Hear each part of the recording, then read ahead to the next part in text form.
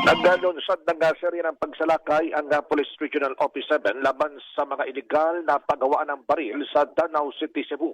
Mula March 21 hanggang 16 ng Mayo 2025 ay umabot sa 15 mga iligal na paggawa ng baril na paltika ang binuwag ng pulisya. Ayon kay Police Regional Office 7 Director Police Brigadier General Rodrigo Maranal, ang mga pabrikang ito ang pinagbubulan ng armas para sa mga sindikato kasama na rito ng mga drug syndicate, mga private armed group, NPA at terorista.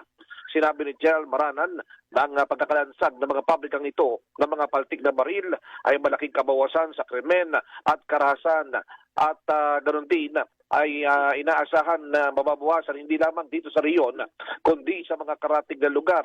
Ito ay bilang bahagi pa rin ng pinalakas na kampanya laban sa mga loose firearms at ganoon din sa gun smuggling. Ayon pa kay Maranan, 8 individual ang kanilang inaresto habang isang suspect naman ang kusang sumuko sa mga otoridad. Na-recover mula sa naturang operasyon ang hindi pa tapos na mga bahagi ng baril tulad yung mga lower at upper receivers, barrels at iba pang piyesa ng mga baril.